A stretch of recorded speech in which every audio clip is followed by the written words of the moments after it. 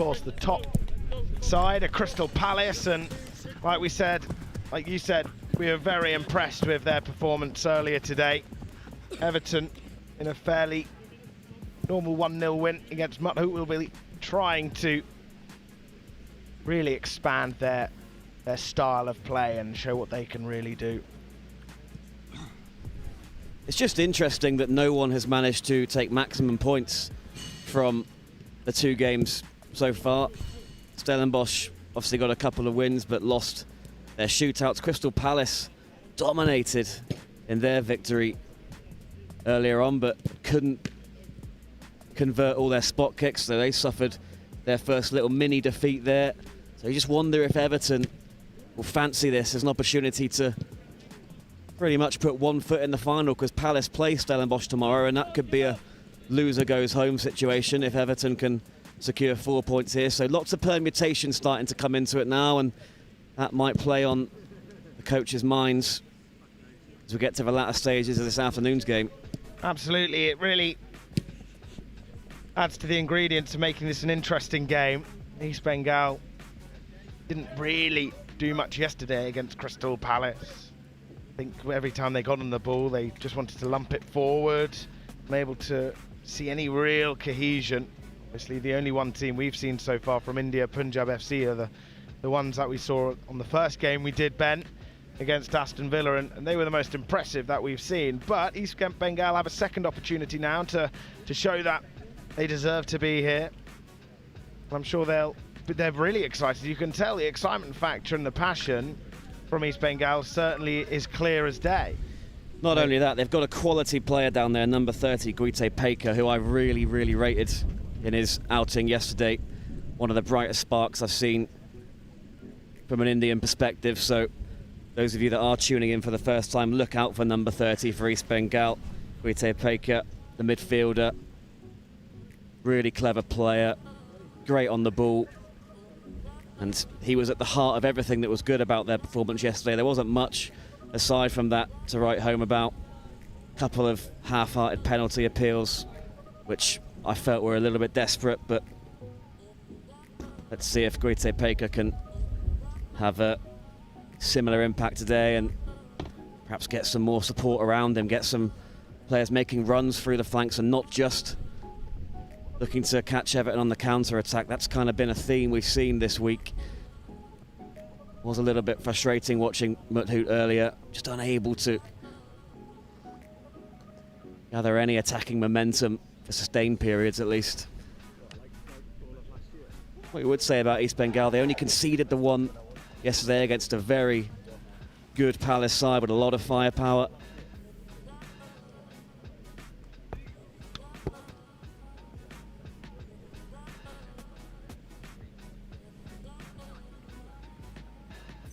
Bengal just can't afford to go behind early, is what you would say. We have seen the Indian sides fall behind in the first half quite regularly in the games we've been watching, so let's hope they can keep it tight, and this contest is a close one. Absolutely, they make their way onto the pitch. East Bengal in a different kit than they were yesterday. It was a white strip they were wearing. Now I think they're in their familiar home kit. Everton, of course, in their away. Will be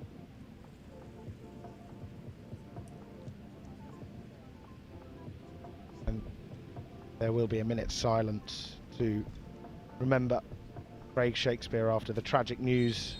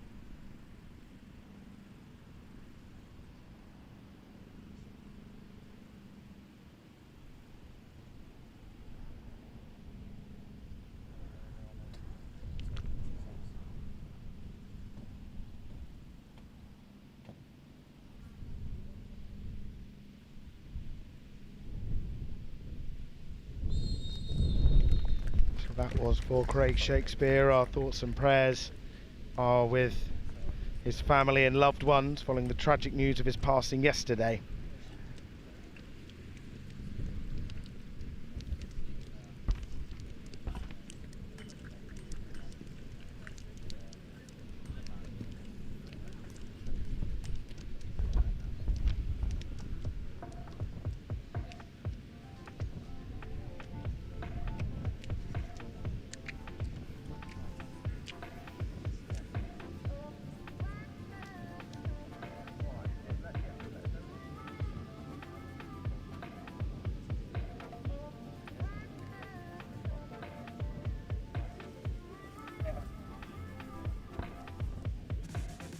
Right, here are the teams. East Bengal, this is the squad. So, 51, Kasim. 95, Gurab Shaw. 54, Adil Amal Nedazuri Valapil. Number 64, Naseb Rahman. Number 61, Tamay Das. And captain, number 86, Purakal. Number 74, Kyang Mbam. Number 78, Koran Mamnil. 66, Bezra. 30, Guita. Number 84, Sayan Banjarji. 56, Kathakinda. 53, Sangram. 89, Mohammed. 57, Bathala. 35, Grewal. 81, Suman and 52, Debojit Roy. So that's the squad. Of course, it's roll-on, roll-off substitutions for this competition. So whether they're featuring on the bench or not in that display, it doesn't impact where they may be. And for Everton, of course, number 1, George Pickford. Number 2, George Finney. Number 3, Josh Van Score. Number 4, Odin Samuel Smith. Number 6, Harvey Foster. Number 5, Aled Thomas. Number 7, Beaumont Clark. Number 8, you got Callum Bates. Number 9, George Morgan. Someone to look out for. Number 10, Braden Graham. Number 11, Joel Catesby. Number 12, Douglas Luca Yannicks. Number 14, Rocco Lambert. Number 15, Freddie Friedman. Number 16, Louis Gardner. Number 17, Charlie Stewart. Number 18, Melvin Matos. Number 19, Keen Wren. Number 20, Adamide Akariki. And number 21, Ray Roberts. So, the squads are out. The teams are out to start. And the referee blows his whistle. And Everton get us underway. So just to clarify, George Pickford has no relation to Jordan Pickford, apart from the name and the club he plays for. Just happens to be a classic footballing coincidence. Here he is, George Pickford. Passing it out to his right-hand side to number 16, Louis Gardner. They look to play it long. East Bengal sat back. Obviously yesterday, Ben, we saw them approach the game in a fairly defensive manner. You can't blame them, realistically. They are the underdogs and they're showing so potentially here. A close ball across the face of goal. It went all the way through the box and found Joel Catesby on this left-hand side. It's now been picked up by the number 6, Aled Thomas. Tricky feet. And here's Keen Wren. Just getting through here. Keen Wren. Looked like he could have been favourites there.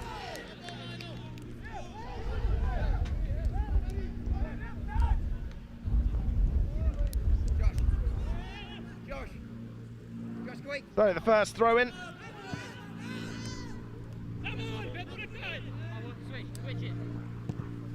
Yeah, Everton dominating the early going. No surprise there really, seeing East Bengal in their shape, setting their stall out. And that Guite Paker's the furthest advanced, doing a lot of the running. Definitely the standout player from their perspective yesterday. There's a long ball played in behind, but it was well headed away by the East Bengal back line. Good work there from Adamide Akariki. He just tidies things up for his side. They pass it out to this left-hand side. Accepted by the number 74. It's a lovely run And a really nice pass, finding Ren. The keeper's off his line, and it could be an early goal. It's over the crossbar. Adamide Akariki was the player that got the final touch. His hands were locked onto the back of his head when he saw the ball float over the woodwork. Very close there. Clear cut, wouldn't you say, Ben? Yeah, it was really good running from Ren in the first instance. I wondered if he anticipated some contact for the goalkeeper. You do often see that in those situations where look like they're going to collide, but goalkeeper retreated, and it meant Ren had time to check back and did well to pick out Akakriki in that situation. Always a difficult effort though for the number 20, but good sharp start, good passing from Everton. Tussling going on between both sets of players. Of course, right now we do have a game on behind us. Tottenham versus Punjab FC. Of course, we were impressed with Punjab yesterday. So far, the best out of the Indian teams I think we've seen, Ben, you'd have to say. Absolutely, especially from an attacking perspective. They're the only Indian team we've seen score. So, yeah, a lot of work to do for the others, especially if they want to stay in the mix to reach that final on Sunday. But they've definitely got individual quality, Bengal. It's just whether they can put it all together and actually trouble Everton. But it is the English side who are knocking on the door here. The low ball, it manages to creep its way through. Another effort gone missing. Close, but not close enough. It did fall kindly. Obviously, it went through a body of players. The man that put in the ball was George Finney on the right-hand side, and it was laid off by George Morgan. Just snatched out. What's your make on that opportunity, Ben? Van Shaw was just leaning back as he struck it. Probably not the man you wanted it to fall to if you're an Everton supporter, but it's more encouragement, and East Bengal have got to stop allowing Everton in behind on that right flank because they're getting dangerous balls into the box. Switch it.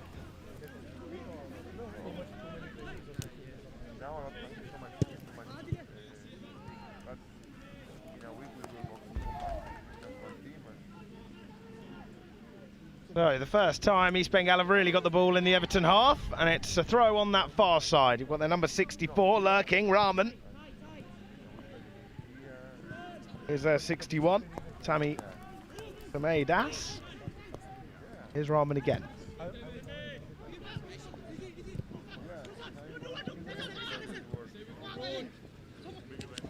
It's soon promising, but they managed to get some room here with some space around them too as Pickford comes off his line and clears it away quickly. But just then, Ben, when the player made the ball from East Bengal down this right-hand side, their number 86, it looked like there wasn't going to be anyone to get on the end of it. It looked rather hopeful, and then it actually ended up being a fairly decent opportunity. Yeah, well, they got a couple of bodies over on that far side, making life difficult for Van Shaw. So that's what they're going to need to do, double up in those moments. Can't let too many of those chances go begging, though. That was nearly a difficult one for Pickford. Good control there from Bates.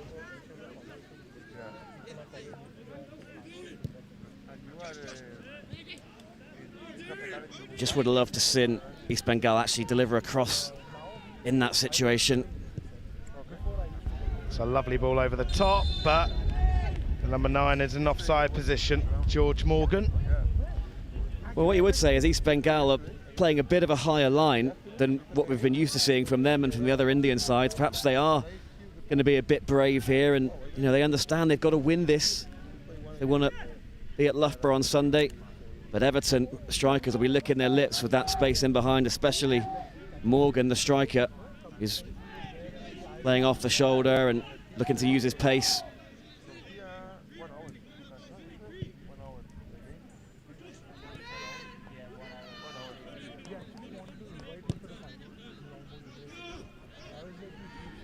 Here they go again, just down that right-hand side, a bit too easily for my liking.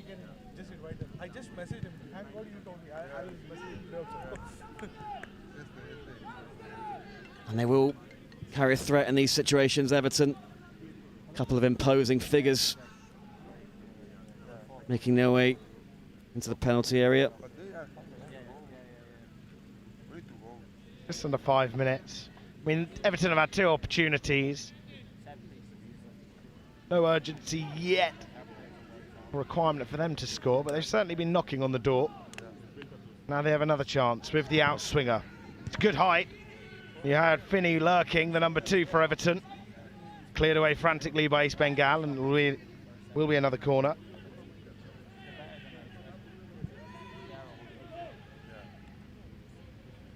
Good run to the byline by Catesby.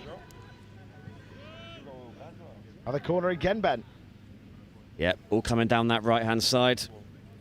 What you will see with East Bengal not dropping so deep is space opening up over there. And they have delivered a couple of crosses, and they get a chance to do so again. Huddle of players compact into one another by the penalty spot. It's unable to find a player in dark grey. That's a nice ball out to this right-hand side to their number 86, Prudakal. It's the final ball that just lets them down. Pickford knew what he was doing, but he had to execute that pass well because there were players in East Bengal colours that could have easily been the receiver of that pass if it wasn't to have gone to the intended target. It's fascinating how high East Bengal are here. I thought in the first minute they were just going to set their stall out. It did look that way, but that's not to be the case. So we might see some real end-to-end stuff because both teams very high up the pitch. Everton still enjoying the ball. Around the back line, Samuel Smith, now Pickford again.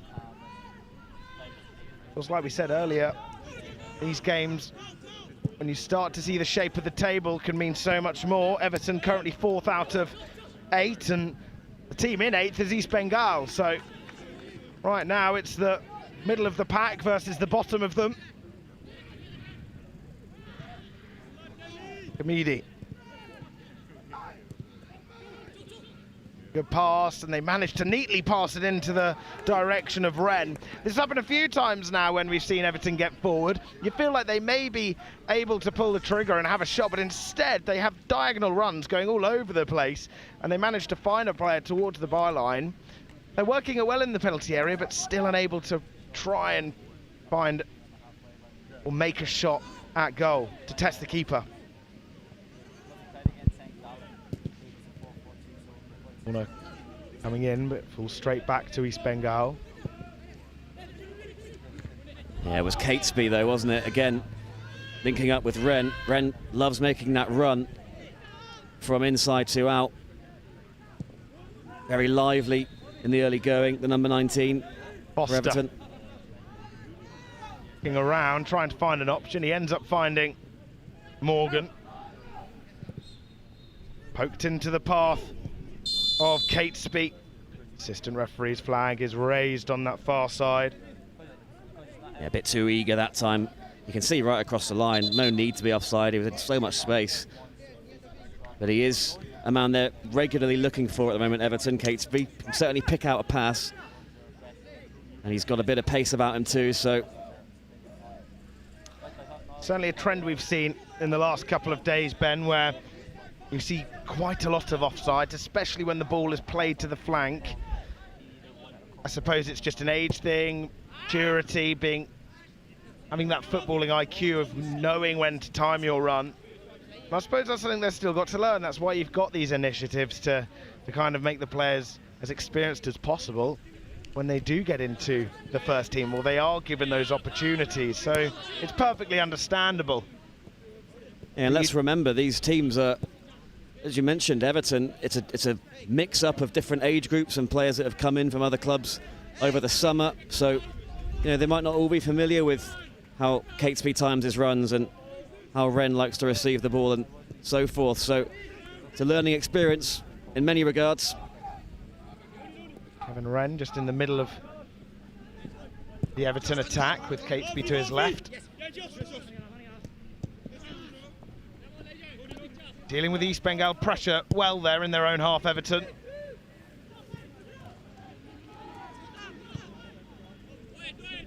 I think East Bengal will be reasonably happy though with the first 6 or so minutes. haven't come under too much threat as far as the goalkeeper having to make saves, so more of the same will be required, but as we often say, need to show more going down the other end. And it's interesting how advanced Guite Pika's playing today. East Bengal was a bit deeper yesterday afternoon. Clearly their most talented player, represents India at various youth levels over the last few years, so he's definitely one to keep an eye on. Referee just blowing his whistle. They'll pull the throw back. Is there number 8? Bates. The path of Foster. Full frame in the middle of the park. Now number 6, Harvey Foster, Ben. Someone who likes to get on the ball. He asks for it. Looks like the type to be a bit of a governor general as he just sits behind the attacking midfield. Yeah, we've seen the majority of the English sides here have an anchor midfielder of that sort of build. But they're good with their feet, these players now. You know, in the past you'd see defensive midfielders that are that size predominantly there to win headers and win the ball back, but they can really play.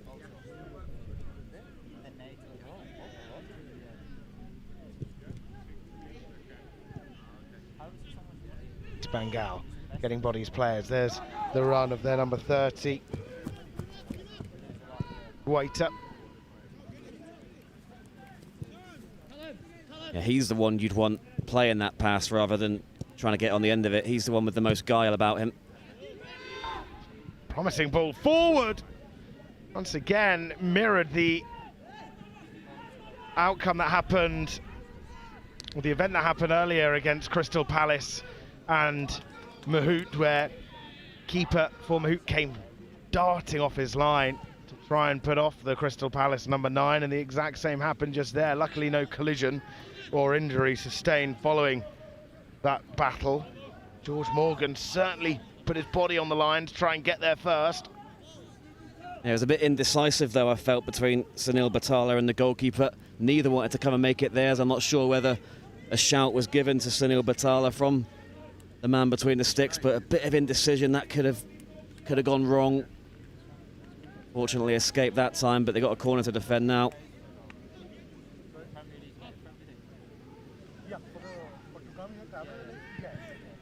In swinger, harmed away by the goalkeeper, and then lofted away. They break down this left-hand side and try to spot the run of their number 66, Bezra. It's cut out. Now they come forward again with a lovely beach of a ball from Foster. Just as you said, these players have tall frames. They may have the physical qualities, but they know how to play the ball too, and that's another example from, so far, Harvey Foster, who's impressing this afternoon, the number 6 for the Toffees. Bates calling for it. Try to play it in field, but it doesn't fall to anyone. There's Bezra again. Back out on this right-hand side. It's a low ball, but it was dealt well with by Valapil.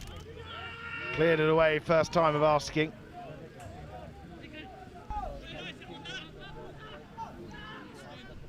Not really seeing much from the midfield of East Bengal. That will be the concern when they do get it. They're of course very direct, but it's completely bypassing the midfield at the moment, this game. Everton have got real control of it in the middle of the park through the likes of Foster. There's their 95. You're up short. In between the sticks. Of course, they have often rotated between the two. It's a touch from Pickford. And he's dealt with that well. So far, Pickford hasn't had to make any saves when he's had the ball at his feet, and a bit of pressure he's done well, and that's a lovely ball picked out to Wren. But he knew the ball was off target after it left his boot. Yeah, but it's on again for them with ease, really, in behind, ball over the top, nothing too complicated about that, very straightforward. The finish just didn't quite match the pass, it was well weighted. Just shouldn't really be able to get in that easy though, Everton, over the top. East Bengal could do with standing a bit more firm back there. I know they want to take risks, but Everton have got plenty of pace in their ranks, and these midfielders can certainly pick a pass out. Well, that is the drinks break so far, Ben. Everton, of course, dominating. It's a classic narrative we have in these first halves where they may not be on the score sheet, the English side, but they're certainly dominating the ball. When India have tried to get forward, they've kind of just humped it up the pitch, thinking that, or hoping that it'll try and find a player in their colours. What's your make of it so far? Yeah, well, Catesby down below us, playing left wing for Everton, is seeing a lot of the ball.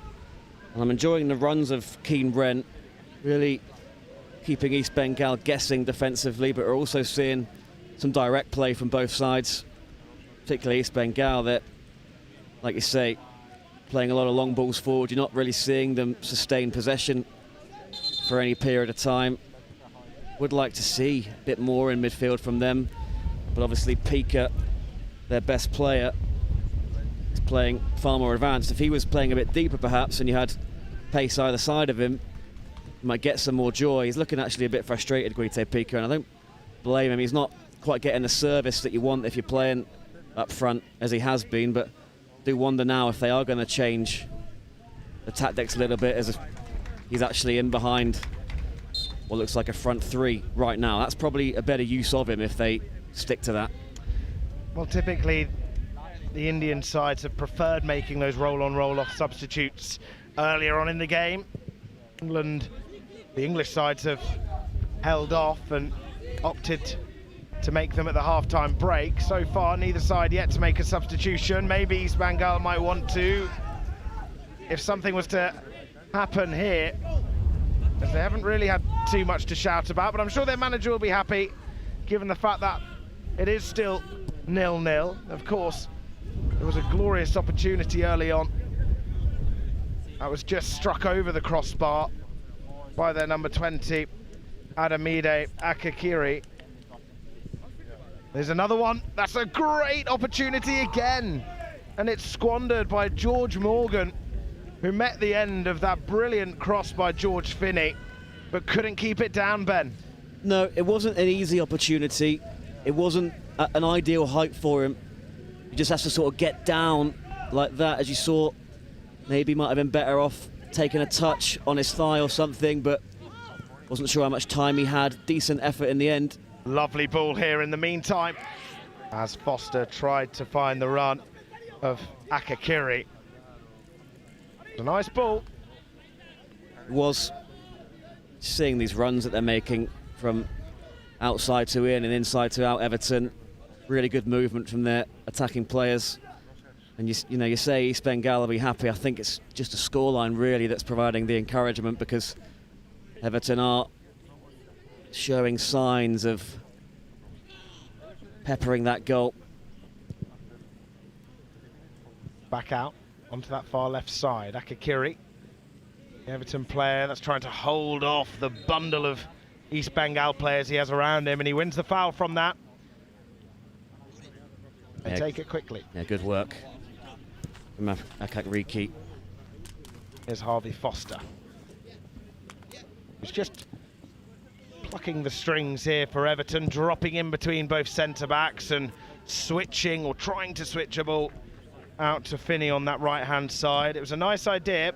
Reminds me of George King for Crystal Palace, who's had a brilliant competition so far. And it almost went in for East Bengal. Glimmer of hope there. It was created by the slight misjudgment from Everton's number 4, Odin Samuel-Smith, but didn't create anything clear-cut for East Bengal, which will please the Everton defence. Yeah, he got a touch on it, Samuel-Smith, and in the end it was a touch that actually stopped it getting to Guite Pika, so whether he intended it or not, we'll never know, but that was actually a decent ball through to Guite Pika, who made a good run. Trying to use the feet to ball the Bengal player, and that's a lovely touch, and just couldn't keep it down or execute it well enough. Louis Gardner, the first touch was decent, the second just didn't allow him to try and pull off a strike. Might have been better off trying to take that one first time, took the touch and it wasn't a great one.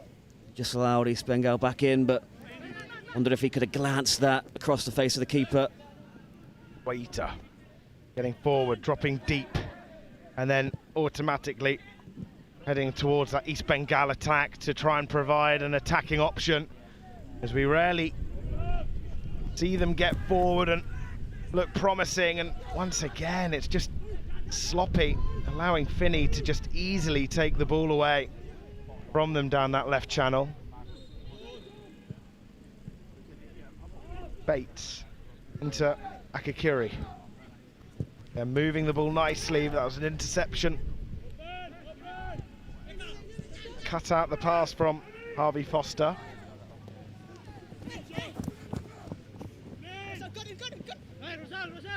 As yelling for the ball. It does fall to Guaita.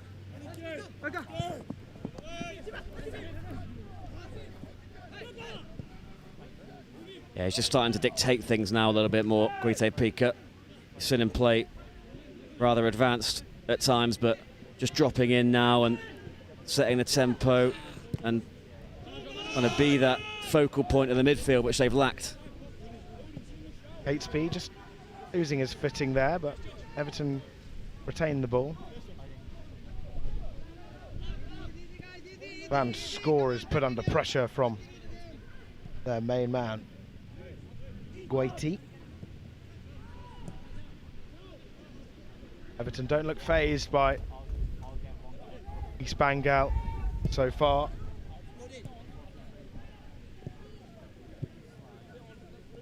Yeah, they'll know they've got plenty of time, Everton, to make their dominance pay in this game. You know, they won by the odd goal against Muthoot. Sure, something along those lines would be absolutely fine for them this afternoon in the heat. Don't want to work themselves too hard. They've got control of the game. They are the better side based on what we've seen, so they won't panic just yet. Catesby with a lovely touch. Able to really navigate a run, but he keeps the ball down this left-hand side. Bates, now Foster.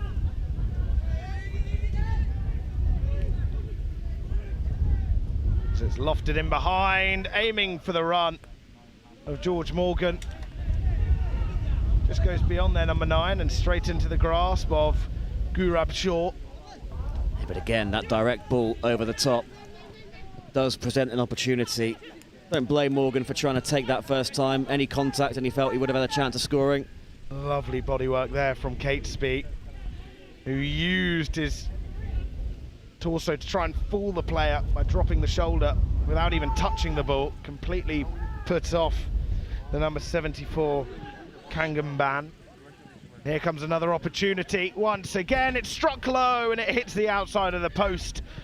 George Morgan trying to open the scoring. But look at that again. Good link-up play between Wren and Morgan. Yeah, he's tried to just creep one in the near post there. You often see it's better off when you go across the goalkeeper there, because Wren was in the 6-yard box. You know, if the keeper parries it, he's there to tap home. So if he had that one again, Morgan, he might have gone across the face. Whitey. As Nash timed his run, he may have, but he wasn't able to even get the ball. Didn't have enough power to reach the intended target of Nash, and instead fell back to the Everton left back. Pickford. 3 East Bengal players around Pickford, and the centre-back just in front of him, Samuel Smith. They did very well, just not be fazed by that and to continue sticking to their principles and playing out from the back. Here is Wren. Catesby to his left. Now Foster. Still asking players to call for the ball. Bates, the captain, popping up.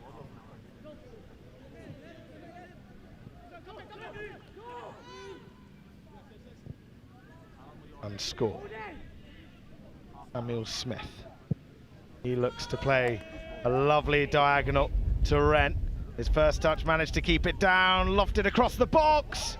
And you felt Morgan was going to get the better of the East Bengal player.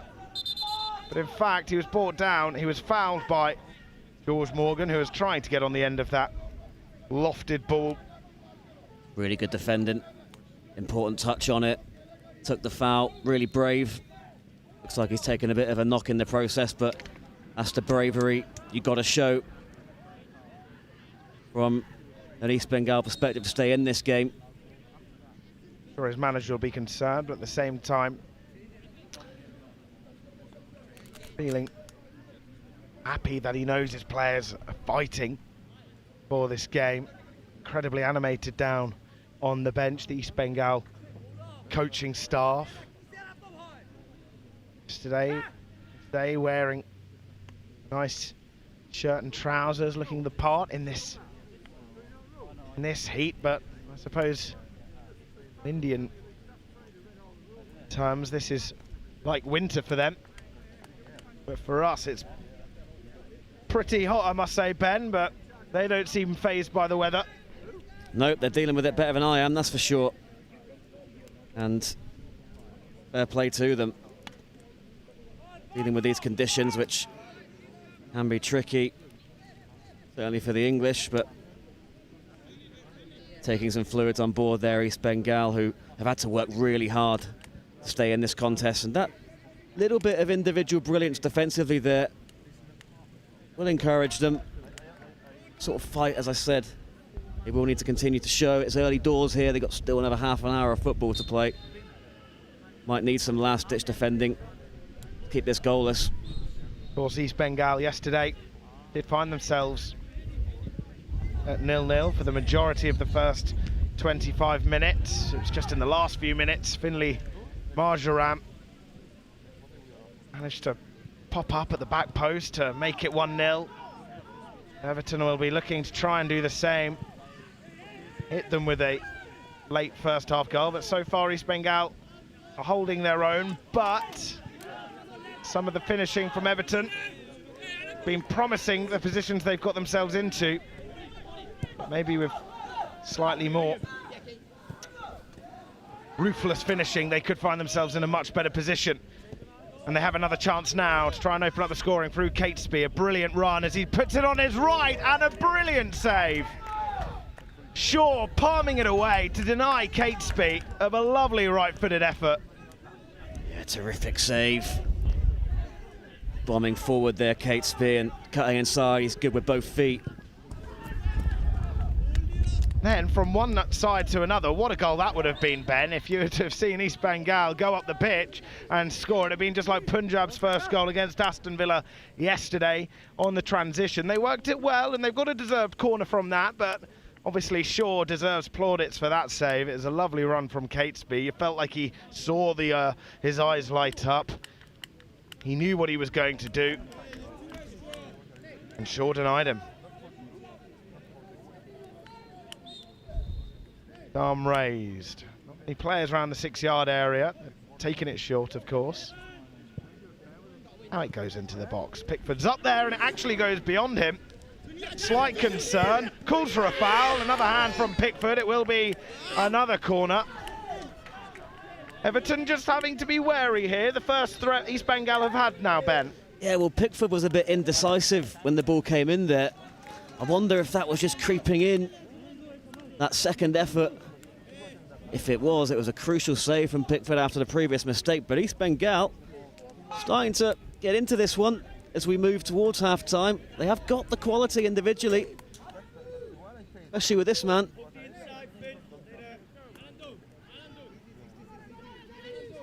So late on in this first half, the ball played in. It's dealt with better this time by Everton as it's taken to the byline. Awkwardly cleared.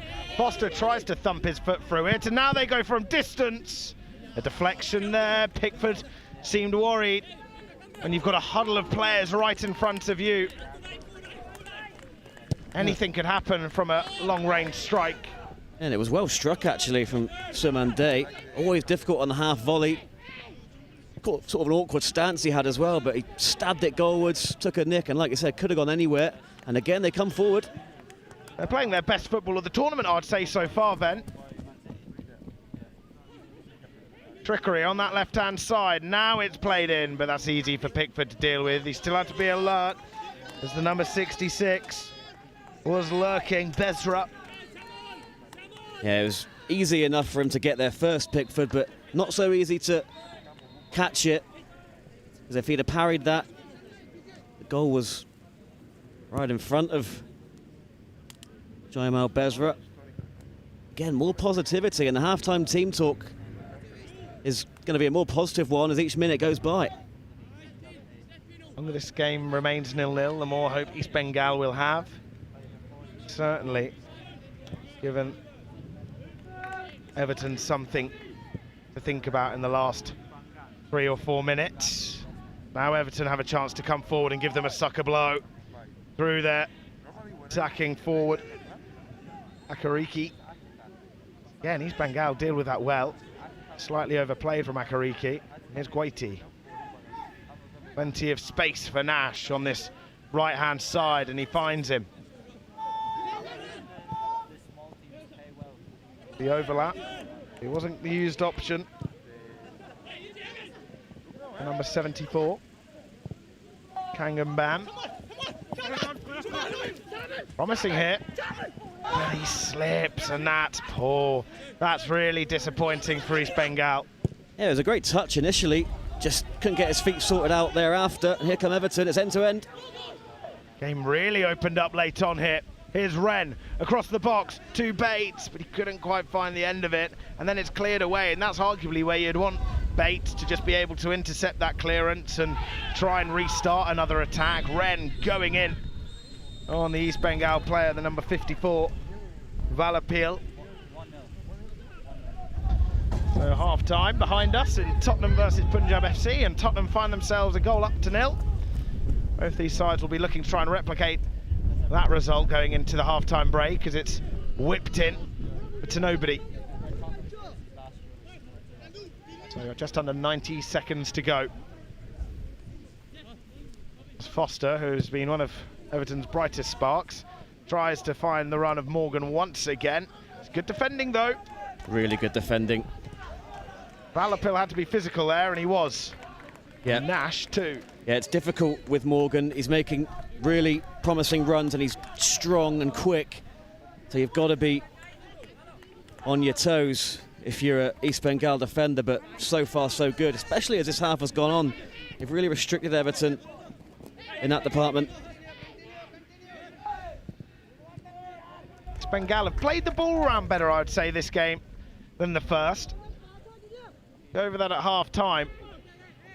There's a bit more fluidity in their passing, and their ability to try and get bodies forward. Whitey, hit in from Nash. Plenty of room on that left-hand side, but he needed to make the run. Even I can see that from here. If the left-back made the run, you could have argued that there would have been a pass, there would have been room to run into, and there could have been an opportunity there to be had, but that didn't happen, so... Yeah, decision-making just costing them there, but I'm still very encouraged from what we're seeing from the Indian side, getting forward in numbers, staying pretty strong defensively. They've got a good balance about them at the moment. Batesby having to sprint to keep that ball in as he looks to take it on the inside like he did last time, as he tested Shaw, who made a miraculous save. Waity, lovely feet there as he takes it away from the left-back Van Score. And the assistant referee on this near side raises his flag. That'll be the end of the first half. Everton 0, East Bengal 0. So Ben, the referee, have I got that wrong? He just wants the free kick to be taken. The whistle was made.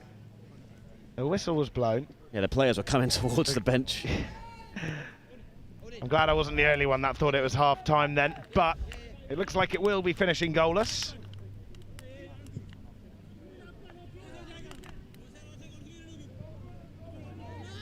Yeah, and I think East Bengal deserved to be level at the break. They've grown into the game. All right, they gave up a couple of chances early doors. Everton could have been a bit more clinical in front of goal, but certainly not dominated the last 10 minutes or so. It's probably, you'd say, been all East Bengal, so lots of encouragement.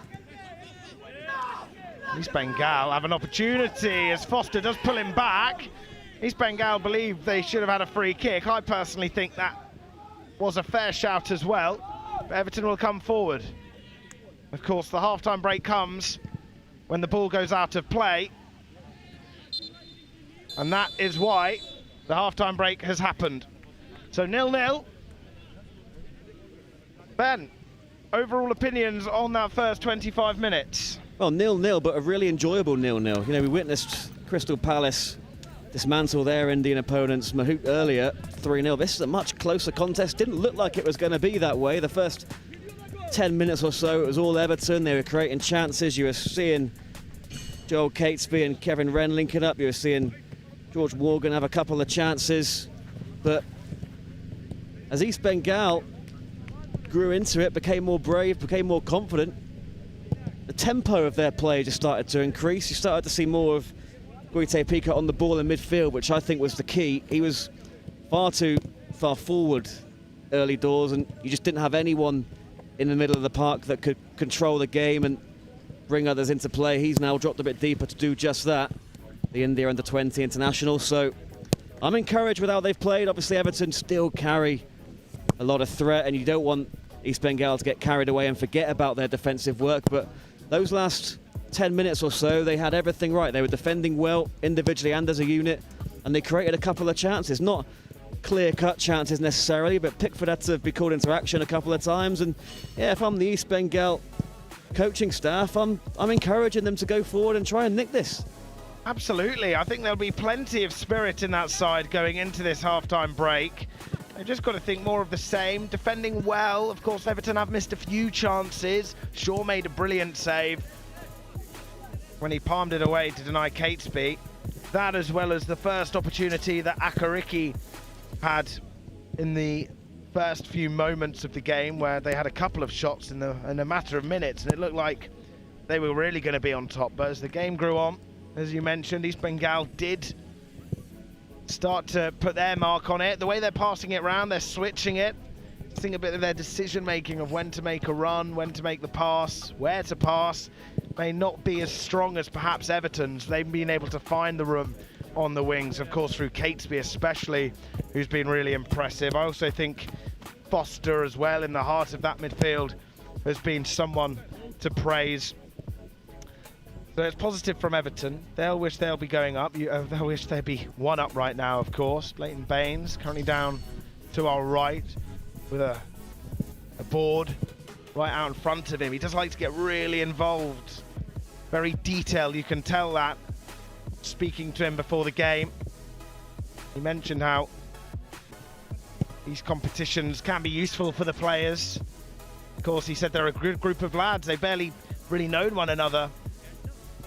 But clearly they're getting along well, and these experiences can really gel them before the season starts, because although there is silverware, it's still a pre-season tournament where this is going to be an indicator as to what the side could be going forward. Of course, as mentioned, was told by the Everton staff that a lot of these players today didn't even play with one another a month ago. They've all come in from different clubs. The majority of them are the under-18s as well, or are under-18 players, and would be going into the under-18 squad for Everton in this upcoming season. But of course, as you know, it is the Everton under-19, so they could call upon slightly older players, but they chose to keep it young. Even a couple of under-16s in there. One of the players still yet to make way, Ray Roberts, who's been at the club since he was an under-9s. Apparently he's been really promising and scoring a lot of goals in the under-16s league. He's in the England youth setup as well for their under-16s. So he's a player that they're really wanting to look after and try and nurture into hopefully an excellent player. Right now they're all focused, just looking in on Leighton Baines' whiteboard with dots around, telling you the formations and when to press and where to be at certain moments. But so far I feel their attacking has been good, Ben. Although they haven't found the back of the net, it's the finishing, but in terms of getting the players in the proper positions, I feel they've done pretty well. I think both teams have attacked relatively well. It was sort of a half of two halves, if you like. Everton early doors were making a lot of runs in behind, and East Bengal were playing very high. Couldn't really live with those balls to the flanks, like you said. Catesby in particular causing problems, but as they started to settle, once they got through that first 10 or 12 minutes, you did start to see East Bengal flooding forward a bit. And like I said, I think it is down to Guite Pika dropping a bit deeper. He was so isolated up there early on, but like we said, Pickford called into action. We couldn't really see whether that shot was going in at the near post that he saved after the corner. But there was the other effort deflected from the edge of the box on the half volley. So mostly half chances for East Bengal, but you know, they got to start somewhere. They didn't even create that in their defeat to Crystal Palace yesterday, so they are improving day on day. There is still a chance they can win this and progress to the final, and if not, they don't want to be in the 7th and 8th place playoff. They want to be finishing as high up this leaderboard as they can, and even if they can't reach the final, they want to be the best Indian team here at the Next Gen Cup. So plenty to play for and plenty of reasons to go for it in the next 25 minutes. Absolutely. Of course, East Bengal play away to Aston. Well, away. They're at Aston Villa tomorrow. They face Aston Villa at 6 p.m. Well, they are away to Aston Villa, to be honest, as it does take place at the training ground here. Still hot, just like yesterday. A hot summer's day. Sun gleaming down on these players who are about to make their way out onto the pitch again for the start of the second half, following both instructions.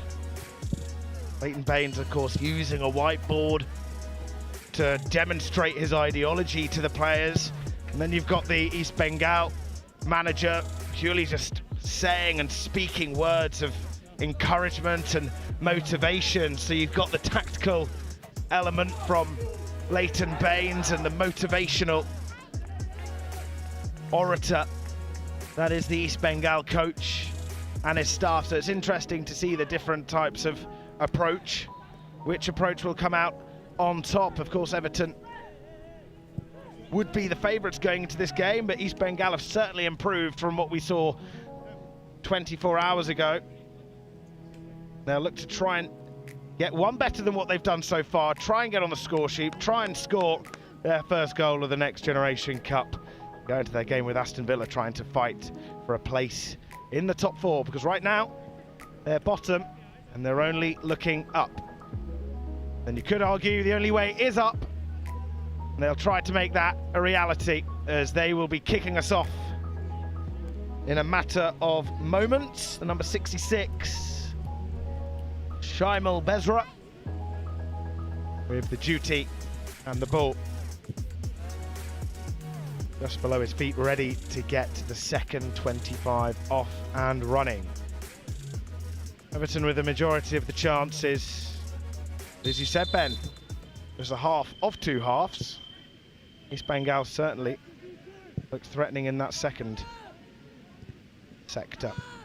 Yeah, and you just hope that the halftime break didn't take any momentum out of what they were doing. But as you said, they were huddling down below us. Seemed to have belief, more belief than we saw from Muthoot earlier, you'd have to say, although they conceded early. And East Bengal have got part one of their job done, which was to get to halftime not behind. Ooh. That's a hefty collision. Finney's the one that looks worse off after it. East Bengal players having words with the referee. You can tell that they feel that there may not have been a foul. Finney down, holding his right knee. 81. Sumande. That collided with Finney. You could hear that from the microphone that was on the side of the pitch. It picked up that collision. Didn't look like the nicest of ones, did it, Ben? No, it was just a trailing leg, and because they were both coming in so quickly, there was a lot of impact, but I don't think there was any real malice in it. It looked probably worse than it was, but definitely a foul. Perhaps lucky to not be booked, but I think that's fair enough. So Harvey Foster, one of the players who impressed in the first half, has a chance. Try and get Everton's second half underway. It's a brilliant delivery, and he does just that. What a start to the second half. Adamide Akakiri getting on the end of that lovely curling ball from Harvey Foster.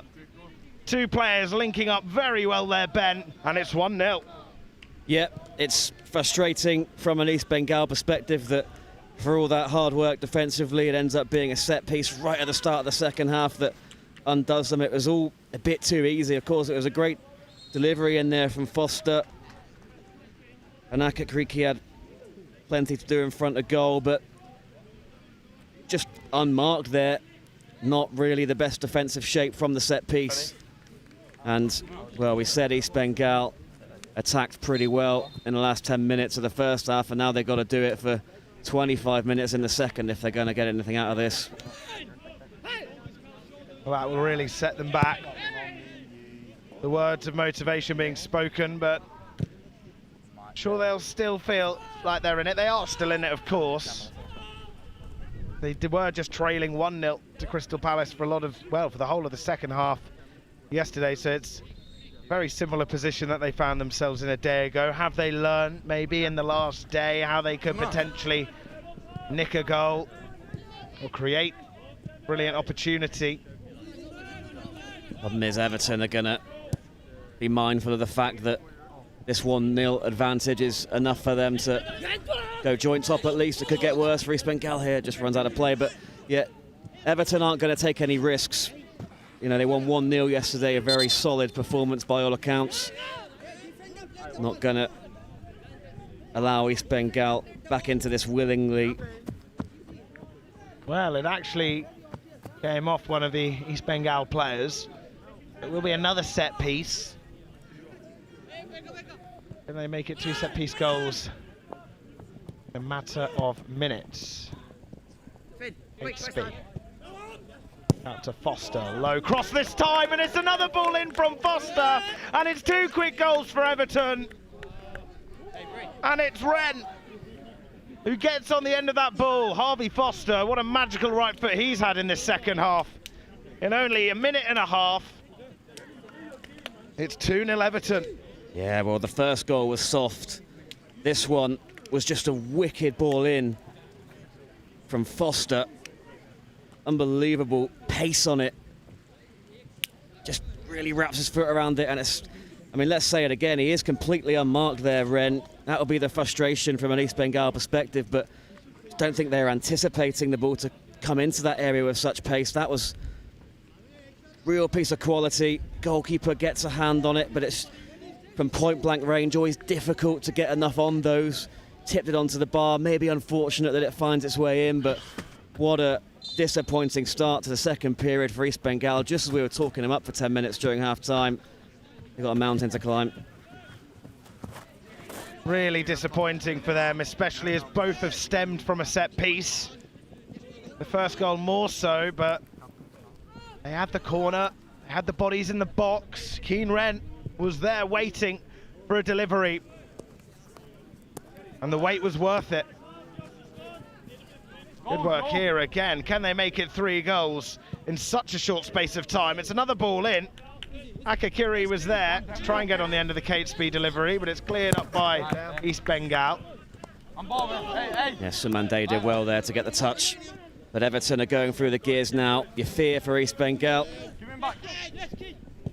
The second goal scorer, Wren, unable to pick out a Everton's shirt. Here is Akakiri. Bates. Good interception, but he couldn't keep it under his grasp after it fell under his calf. It's one of those situations now, if you're an East Bengal coach, you just wish there was a timeout buzzer you could press, because it's absolutely all Everton and no signs of that slowing down. East Bengal have got to get a hold of this. They've got to get a grip of it, because this could get away from them very quickly. They're losing confidence now. Whether Leighton Baines said at half-time, it worked. And he'll be really pleased, especially when it's a set-piece goal. Those in charge of those set pieces, when you see them in play and they work, would bring you such joy as a set-piece coach. So they'll be making their staff happy, and there are going to be 2 substitutions for Everton, 1 for Bengal. It's going to be the number 52, Deboji, to come on. It looks like the captain is coming off. You've got the number 18, Melvin Matos, coming on. And it's Bates coming off. The captain, Bates. Callum Bates. The number 10, Braden Graham. The one who came in from Northern Ireland. He comes onto the pitch to enjoy some action. Played in the senior squad for Linfield in Ireland and joined Everton a month ago today, to be exact, the 2nd of July. Now he finds himself playing the next generational cup. He's obviously used to playing against senior sides. He's now playing against a side who may not be senior, but they're certainly a few years older than those out on the pitch today. And here he is, Graham, in an offside position. That's maybe just where the age, just knowing when to time the run, staying in that offside position. It did look tight in all fairness. Yeah, new signing, new teammates, getting on the same wavelength with the timing of the pass and the run, but Catesby's just full of energy, isn't he? Driving down that left-hand side, real pace to get past his man, and Everton's showing no signs of slowing down. He's been brilliant today, Catesby. He deserves a goal as well. I wouldn't be surprised if he finds one at some stage. So energetic. Loves to cut in on that right foot. Thing is, he can be so effective at it as well. Here's Finney, who looks all good after he sustained that slight knock towards the end of the first half. It's cut out by the 57. Funny sound effects there. Picked up by the microphone, one of the players frustrated. Everton throw, and it's their number 14 who's come on, Rocco Lambert. Lambert, fortunate touch. The ball just slips beneath his studs, allowing East Bengal have a throw, and it was their throws yesterday that were really, really powerful, and that one too. Travelled about 30 yards there. Don't know about you, but for me, that is fairly impressive.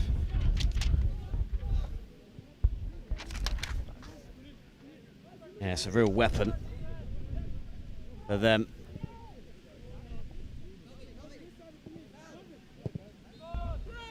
Windy conditions now. Still pretty warm, but been picking up. Wonder it's difficult to defend those set pieces, but no excuse. As the wind does start to pick up, Leighton Baines helped us out there. Some of the notes just glided onto the pitch, and he was very willing to just interrupt his head coach role to pick up the notes of the commentators. So thank you for that, Leighton. Much appreciated. Now,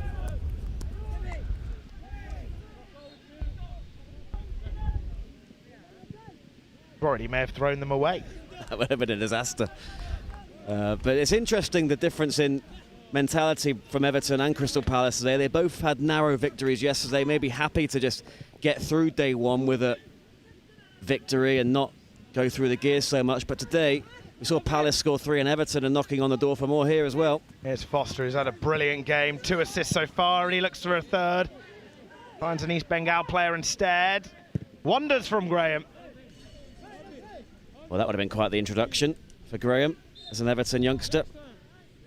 Always difficult, of course. He was off balance and the ball was quite high, never quite came down enough. Just got underneath it there as he lost his balance. Good to see how he fares, Braden Graham. Of course, does look like a small figure. He is under 16, so it's completely, or under 17 perhaps, it's completely justified, but there is a size difference. You can see with the 19-year-old just being that bit stronger and more physical, but no doubt I'm sure Braden Graham can put on a good display. He's been up against senior players before, so he's used to this intensity. Just that final ball again, too heavy. A decent run being made by Debojit Roy. Just looking for him in behind in that left channel, but never really threatening. Too much weight on it. Foster from deep once again in between the two centre halves, trying to find Lambert. Headed away. Ricky, who scored the second. Brief touch of the ball.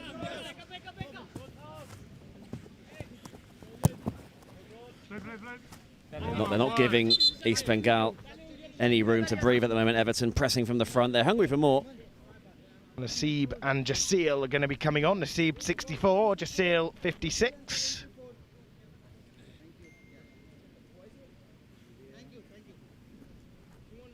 And off comes 53.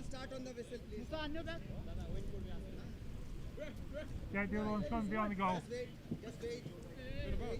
53 playing left back. Ananthu, the one who has a brilliant throw on him.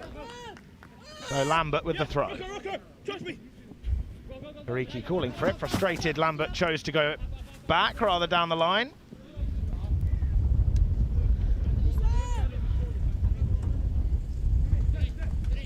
They've just got that control back now, Everton, that they had in the first 10 minutes of the first half.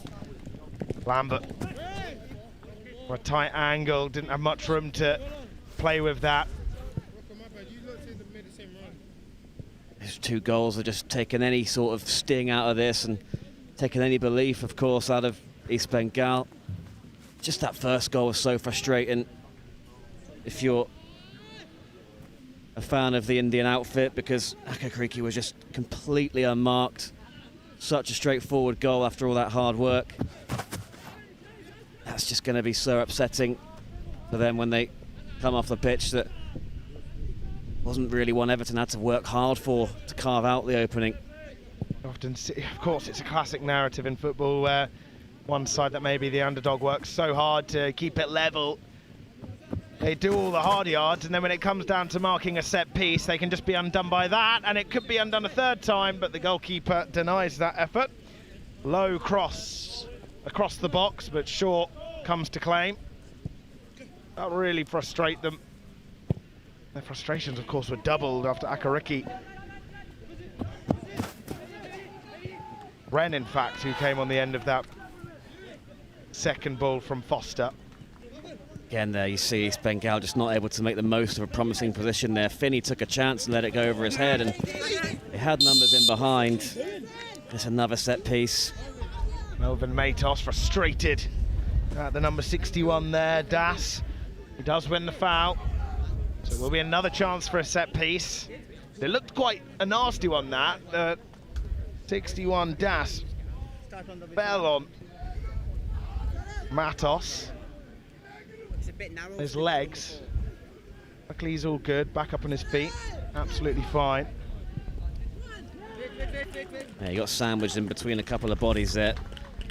This is a really promising situation for Everton, and again, it's no surprise to see Foster standing over it. A couple of assists already for him.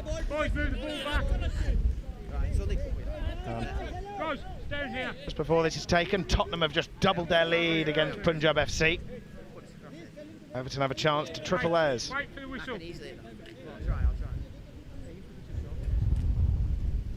Vinny, guys, wait for the whistle.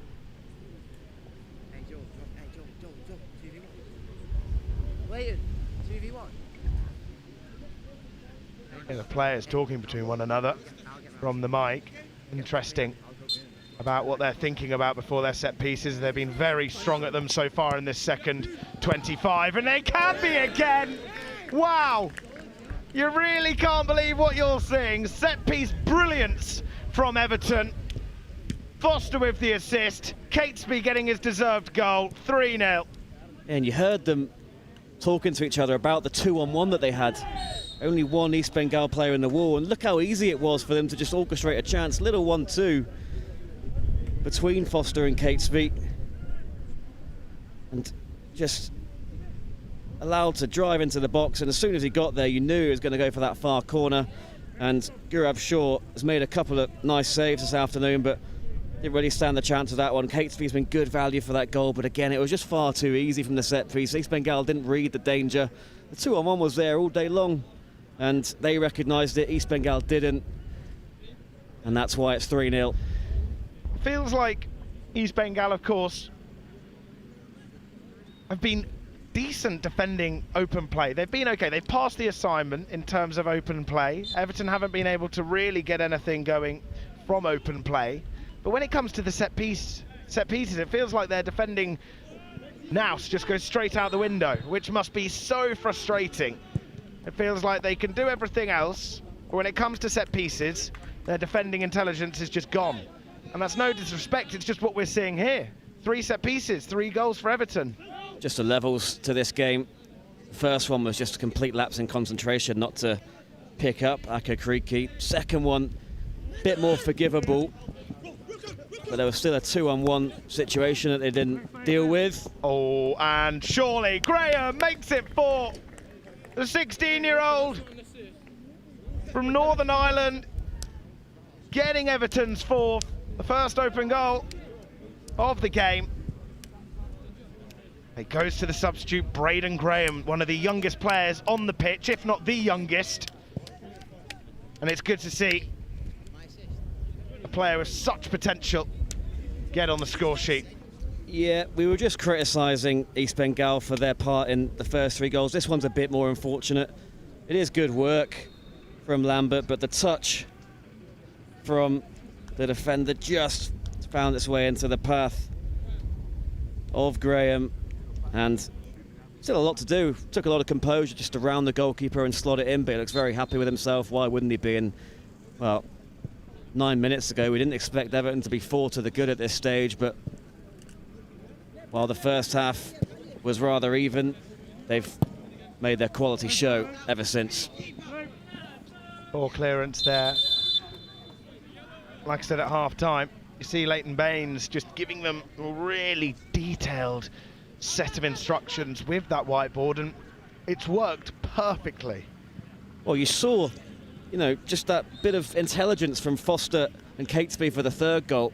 And that's the difference. It's that football intelligence, that tactical awareness to spot the mismatches, to spot opportunities to exploit East Bengal in areas where they don't perhaps have enough numbers or quality. And that was a really clever piece of play. And we've seen it from Premier League teams all week, these set pieces that aren't conventional, even when you think they might be in shooting positions. They've got something else up their sleeve, and it often does lead to something a bit more fruitful than just a shot from outside the box. Good run here from Rocco Lambert as they tried to keep it on. Here's the player that got us underway in the goal scoring department, Akakriki. And you heard Lambert just after the goal just sort of asking, was that his assist? These Everton players are looking to get their numbers up with goal involvements, and you're seeing, you know, 4 goals in the last 10 minutes. These boys want to get their names in the headlines in a big competition. You know, we've got big viewership here, and great opportunity for these guys to make a name for themselves. Here's Guaiti, who's had such a quiet second half so far. I suppose Everton have been brilliant at keeping the ball, barely allowing East Bengal a chance of even a few passes. 2 players down. Kakriki looks like he's in some pain. Yeah, just a coming together between the two, and Rite Paker, they're much smaller of them, so he's come off worse. Hope it's not too serious, because as I keep saying, he's definitely been probably my top player for East Bengal, possibly the top player out of all the Indian outfits we've seen. He's got so much quality on the ball, and I hope to see him tomorrow, so hopefully this is just maybe a case of him being winded. Does allow an opportunity for a drinks break though. And that time, 10 minutes in, around the time we'd often have a drinks break. What do you think they're going to be saying to the, well, what's going to be going through their minds of East Bengal, do you think, Ben? There's not a lot you can say at this stage. 4-0 down, you know the game's gone.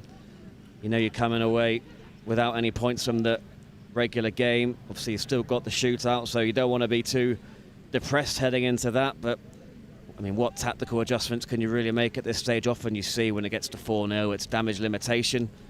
Whether that's going to be the case, we'll have to see. They want to come away from Birmingham with a goal to tell their families about when they return to India. So Yeah, it's very difficult, especially when it all happens so quickly. You know, you often see when it's 4-0, happens over a longer period of time, and the flow of the game kind of becomes obvious as it goes on. But this one was really, you know, Everton dominated the first 10 minutes, as we said, but you know, as we spoke about at half-time, we thought East Bengal could have gone on and won this. So the fact this all happened so quickly will just be a bit of a shock to the system, and that's why you're seeing these lapses in concentration. They've got to keep a lid on this. You don't want to get beat 6-7-0. It feels slightly hard to comprehend when you're in this position as East Bengal, when for so long of the game you felt like you're in it, and then all of a sudden, in a blink of an eye, 10 minutes gone, you're 4-0 down. Like you said, that is right. Can see these lapses in concentration, but they're still pressing, and I have no doubt that they'll continue to play right to the very whistle. They've just been undone by the better side with more football awareness.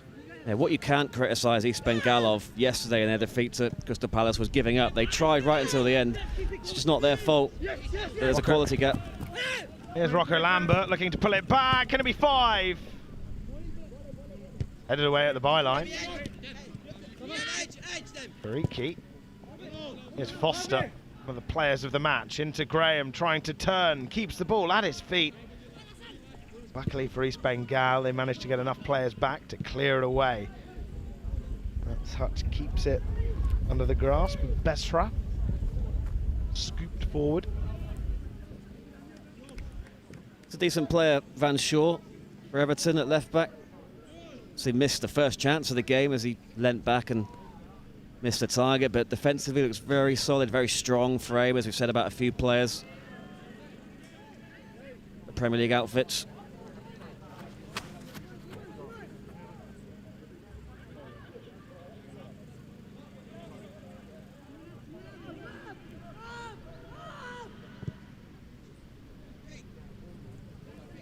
Finney playing like a right centre half here. Sure whether that's just for now or if it's been a tactical change-up. You've got Lambert providing all the width down this right-hand side so far. He's got Matos in support. Here he is. Now Akakriki. It's a little triangle between Lambert, Akakriki and Matos. They stretch it out to this left-hand side. It looks like it's 16, Gardner and Finney acting as a defensive duo. I'm just very impressed with Everton's awareness. You heard it was audible there on the microphone. One of them say, "Don't force it." You know, they had the triangle there where they were passing it through. Very wise heads on these young shoulders, and these, like you said, a lot of them are under 18 players. Really impressive. Leighton Baines clearly drilling the tactical importance into them. Everton are so quick to get their players over the pitch. When you suddenly have it all over on the left-hand side where they may be playing on that side, all of a sudden when East Bengal have an opportunity to try and expose the space they've left open on the opposite side of the pitch, all of a sudden the players just swarm over to where they're meant to be, and then they just nullify any East Bengal threat. That was a rare misplaced pass from Guite Pika. Probably went for the wrong option. There was a much easier pass on to Mushraf Mohammed. Ignored him though. So here comes Ray Roberts, the number 21 for Everton, who's about to make an appearance. Ray Roberts, I was speaking to Carl, part of the academy setup and player development at Everton, and you mentioned how Ray Roberts have been with Everton since the under-9s, the Youth England setup as well.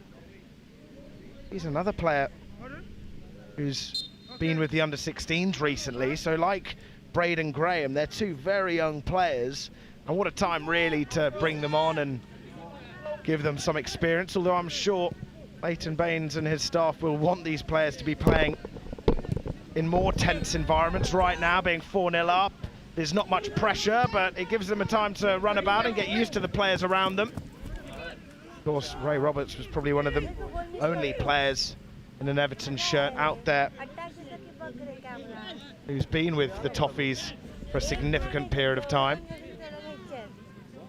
And not a bad time to come on though if you're a forward. 4-0 up, no pressure down the other end. Go and grab yourself a goal. Coming back from Akakriki. This goes beyond Foster. Fairly heavy pass from Finney, but They have enough bodies back here, Everton, and East Bengal, poor pass out there to the right-hand side. Sums up the second half for them, doesn't it? Not been able to get anything together, nothing coming off for them, and you can't blame them for the spirit dropping a little bit. They were so fired up for the start of this second half and just not gone their way whatsoever. But you have to applaud Everton. You know, they've taken advantage of the situation, and when they got the first, they went and got the second very quickly, and then before you knew it, they're absolutely out of sight. And they're in great shape now when it comes to the rest of the competition. Real opportunity to make that final at Loughborough now. It's all about that penalty shootout. Attention will perhaps turn to that shortly. You did see some changes towards the end of the game this morning, with penalties in mind. Well, we've had two exceptional performances, Ben, haven't we, today from English sides? Of course, Palace beating Madhoot 3-0. Now you've got Everton 4-0 up against East Bengal. And of course, Crystal Palace, who are leading the way, they're top at the moment, of course joined by Everton, but Everton do have a chance at the end of the game to actually go above Palace, and that is all down to the penalty shootout. So it's going to be absolutely crucial for them to go through, for them to finish top of the pile, or put themselves in that position for tomorrow's game. Yeah, you just want it to be in your own hands going into the final day. Crystal Palace and Stellenbosch playing each other, so one of those is going to drop points. Everton will be sitting pretty. They do win the shootout. Of course, Everton face Punjab FC tomorrow at 6 p.m. Punjab currently behind us against Tottenham Hotspur. That score is 3-0 to Tottenham. So all English sides winning convincingly today, apart from Aston Villa. They lost or fell short to Stellenbosch 1-0. It's been a rough day for the Indian sides, but you know, I think they can still come again tomorrow and give a good account of themselves, as they did yesterday. Punjab played really well against Aston Villa.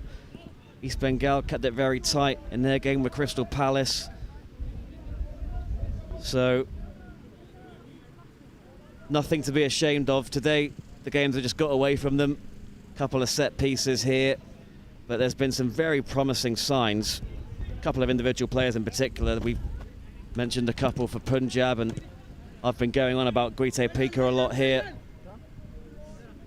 The future could well be bright. Ball loops out of play onto the second pitch behind us. As Tottenham have a corner. Everton have the ball in play through Braden Graham. A lovely ball played through to their number 9, who goes down, Brandon George. George Morgan. I thought I was going to hit the bar and hit me in the face then. That's why I was a bit like that. Always interesting when you hear the crowd noise. Picked up by the microphones. Yeah, it's another one of those runs from George Morgan in behind. Wondered if he could have got a shot off there. I don't know how much contact there was under that challenge. He went down pretty easily, I felt. That's Foster, but also one of the new substitutes, Charlie Stewart. It's going to be a direct ball in towards the edge of the area, picked up by Akakriki, and now this was a risk from Everton. A poor set piece, the first we've seen all game, and East Bengal have an opportunity, but that's brilliant tracking back from the Everton players, and Akakriki there, who comes down to that right back position. He was the player that, of course, had that first heavy touch, allowed East Bengal to then come forward. They really committed bodies forward though there, but the physicality and speed of Everton caught up with them in a flash and extinguished any fiery opportunity. Yeah, you mentioned before how quickly Everton players get across, and looked like it was a 4-on-1 situation in East Bengal's favour, but Everton suddenly, in a blink of an eye, had 7 players back defending. Really impressive determination at 4-0 up to keep that clean sheet. Here's George Morgan. He's been involved, especially in the first half. Braden Graham just before that. Plenty of room to manoeuvre into. East Bengal leaving a big hole in that midfield. See the assistant referee's flag on the far side has been raised. There is going to be another substitution coming on for Everton. Freddie Freedman.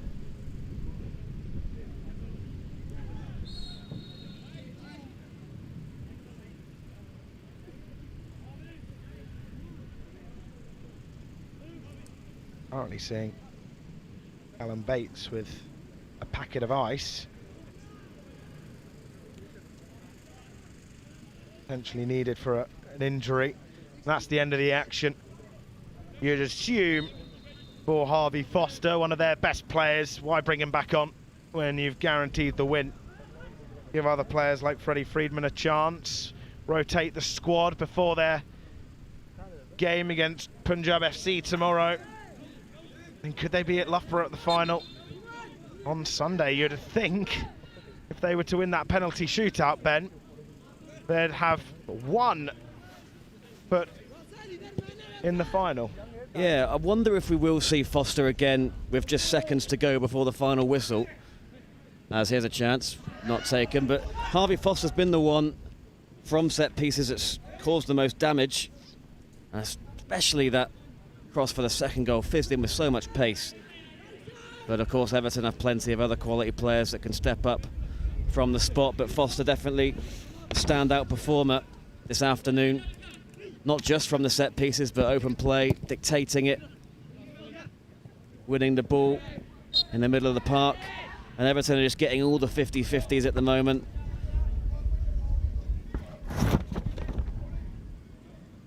It's another set piece from deep, and just feel this one is gonna peter out a little bit. We hoped we were going to see a close contest. Looked like we were going to see a close contest, but they're just toying with them now, really. Well, we saw a close contest in the first half. Similar style performance from East Bengal this game compared to Crystal Palace yesterday. Of course, 3 goals from set pieces have been the difference maker. Palace's goal came from open play. Just like 1 goal from open play has happened for Everton, but the difference maker, the goal difference between the two, Crystal Palace and Everton, has simply come down to Everton's brilliance and efficiency. 3 set pieces they had in about 5 minutes. Tottenham have just finished their game with Punjab. They win 3-0. A clean sheet for Spurs following their 1-0 defeat to Stellenbosch. In the meantime, it's a left footer to that near post, but no one was there. It came off the thigh. Good turn, but Finney goes in to try and win the ball back, and the referee has given a penalty. Yeah, he was clever there, Finney, just getting his body in the way. I wondered if it was going to be waved away because there wasn't that much contact. I felt he just waited for it, and I feel that Guite Pica is unlucky there. That was a bit innocuous. As I say, Finney used his body well, waited for the contact, which was minimal, and this is just going to compound East Bengal's woes. So, up steps George Morgan, number 9 for Everton.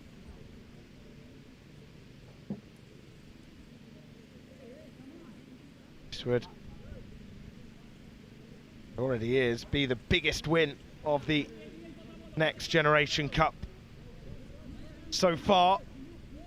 This to make it even bigger.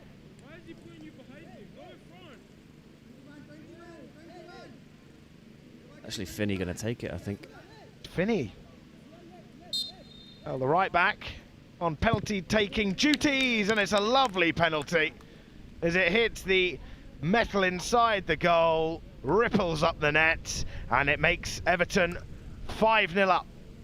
Yeah, he won the penalty, so fair enough that he gets to take it. I still feel that is a little bit harsh on East Bengal, especially Guite Pica, who was just trying to stand his ground and prevent Finney from turning towards goal, but the referee felt there was enough in it to award the penalty, and I think East Bengal now just want to be put out of their misery, get to the shootout and get back to their hotel.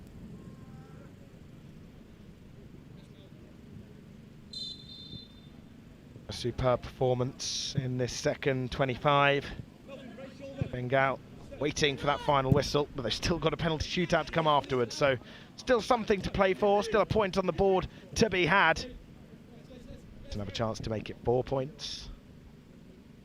Yeah, I think we'll see Finney take a penalty based on that one.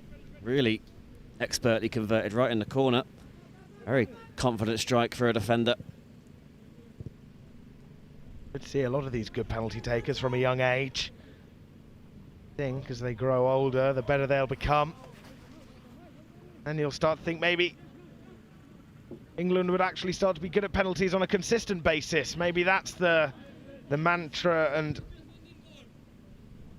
motivation they're trying to give to these players. That's the bigger picture. Of course, they can help their clubs as well.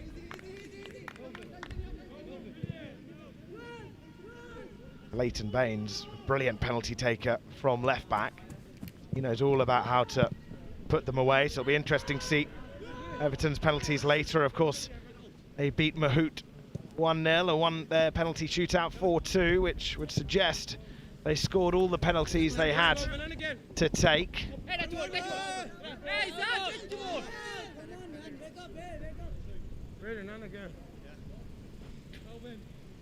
Just under 5 minutes to go. And what a day for Everton, especially with that Crystal Palace drop point in the shootout. There were 3 teams joint top as we entered today's play, but there might just be one when we go home later on.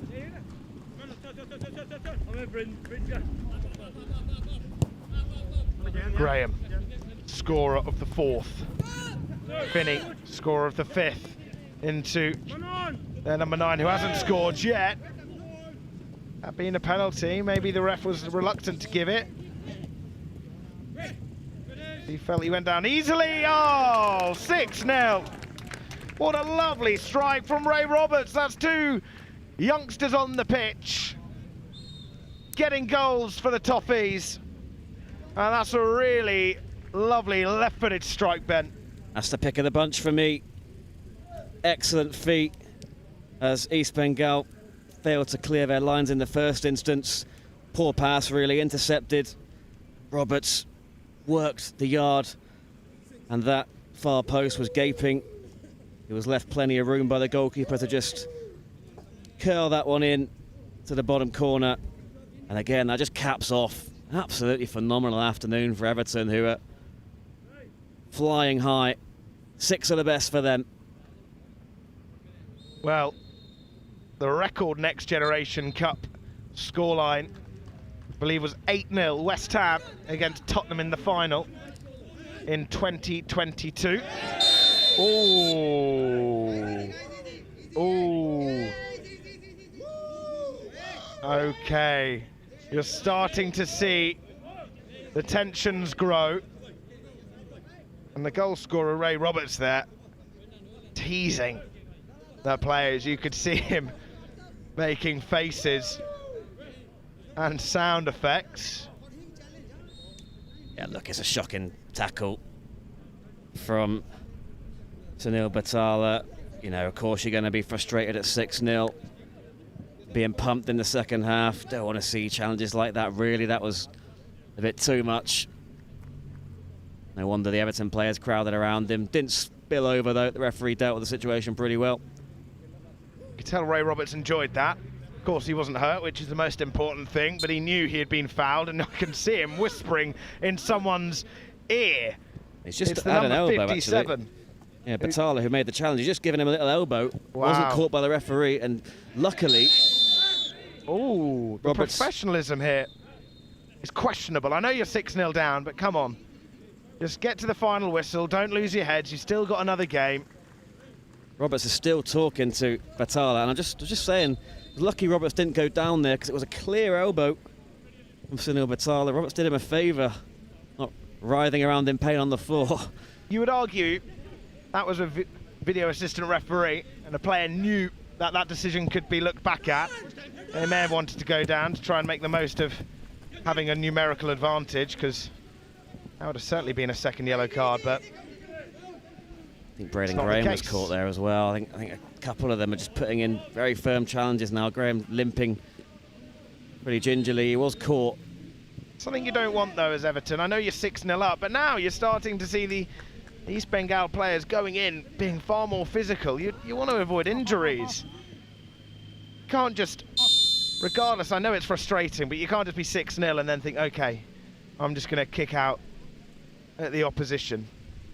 Get to the 50th minute. Yeah, very easy for us to say, of course, but You're right. there's some unnecessary challenges going in. But, you know, they travelled a long way. They've been pumped 6-0. It's not the ideal afternoon for them, but let's hope from their perspective that the penalties make it a bit more cheerful. Absolutely. They started the smiles on their face and it ends in defeat. They still have an opportunity to try and win the penalty shootout, which will, of course, see them have a point on the board. It was a perfect penalty shootout yesterday for Crystal Palace, who beat East Bengal in that shootout. Yeah, and if East Bengal can just regain their composure, get their heads back in order, they've still got a good chance of grabbing a point. You know, you get beat 6-0, has absolutely no bearing on the penalty shootout, though, so got to clear their minds and get on with the task at hand. Of course, props to East Bengal. Like you mentioned, coming over this far, when you're that excited, you suddenly go from emotions of excitement, anticipation, joy, to suddenly despair and disappointment. And that roller coaster of emotions can be a reason, but of course you don't want to start seeing intentional, malicious challenges going in. No, and look, let's be fair, Everton players were teasing East Bengal guys, and both teams probably guilty of a bit of misbehaviour, but nothing that got anybody hurt or sent off, so we can move on from it, get on with this shootout. Absolutely, Ben. So, Everton, of course, with the penalty shootout record, win under their belt. East Bengal still yet to find one. They have a chance now. Interesting to see how they fare. Both sets of players still in a huddle, perhaps deciding the order. Now look, Makut provided the blueprint earlier in their penalty shootout triumph against Crystal Palace. We noticed yesterday there was a bit of a quality difference in how cleanly the penalties were being struck and how confidently they were being dispatched by the English sides, but that was not the case this morning as Palace were beaten. So if there's any motivation needed for this Indian side, East Bengal, to follow suit, then there it is. Well, Everton now will be going up to their goal difference. It'll be going up to 7. Crystal Palace are on 4. Everton win the shootout. They'll be on 8 points. Crystal Palace are on 7 points, just below Everton. If they do win this penalty shootout, it'll be Crystal Palace, then Stellenbosch, then Aston Villa. Of course, Tottenham have just won theirs as well, so they now go up. Well, their penalty shootout's still going on, but in terms of the actual game, they've got their 3 points. So as things stand, Tottenham on 4, Everton on 7. They now have a penalty shootout to make it 8 and to sit top of the tree at the evening, or in this evening. Going to a Saturday, having to look behind them. Of course, it's a positive that Crystal Palace do play Stellenbosch. One team will be having to drop points. So you'd think Everton win this penalty shootout, you'll be seeing them at the Loughborough Stadium come Sunday. Maybe it wouldn't be guaranteed, but a lot of chips would need to fall a certain way for them not to be there in the final. And based on what we've just seen in the last 25 minutes, they'll give anyone a game. We thought Crystal Palace have been impressive, especially today. Certainly the best two teams we've seen, Ollie. Crystal Palace and Everton. Absolutely, absolutely. Aston Villa, of course, had a good game yesterday, but they were quite shaky. They even admitted that, Rory Wilson, in the post-match interview. But today we've been treated to 2 brilliant sides in Everton and Crystal Palace. 9 goals between the games, and it's Crystal Palace and Everton that are the two highest placed teams from those in the English pool. Now we should mention Stellenbosch. Obviously you and I haven't seen them, Ollie, but by all accounts they've been full of energy and they got a couple of wins under their belt and really doing the overseas teams proud. So there is still a chance we might see a team not from England in that final. Of course, Everton only face the Indian sides. Every team plays 3 games each. Is it going to be a goalkeeper to take? George Pickford. He's not the only Pickford in goal for Everton who likes to take penalties. George Pickford has a chance. Goalkeeper against goalkeeper. First time we've seen that this competition. He sent in the wrong way. Lovely penalty into that bottom right corner. 1-0 to Everton. Well, if East Bengal weren't already irritated at how this afternoon's gone, the goalkeeper stepping up and taking the first penalty will only irk them further, but you wouldn't know he was a keeper with the way he struck that into the bottom corner calmly. Well, up next, Tanmay Das. Yurab Shaw, the goalkeeper for East Bengal, have not been given the same orders that George Pickford was. Chance to make it 1 apiece. Just want to get off to a good start here for East Bengal. Don't want to be chasing this shootout early. Got to be confident and pick your spot.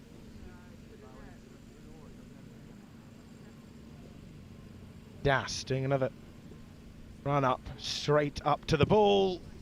It went exactly where Pickford's penalty went. Bottom right corner, 1 apiece now.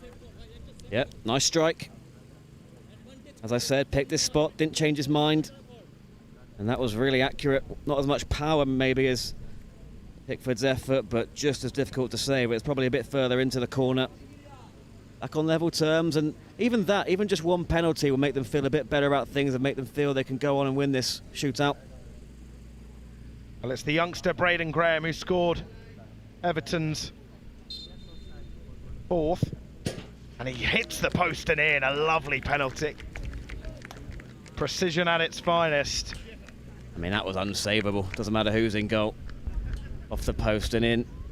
Whether he meant it to be quite that far across the goal, only he will know, but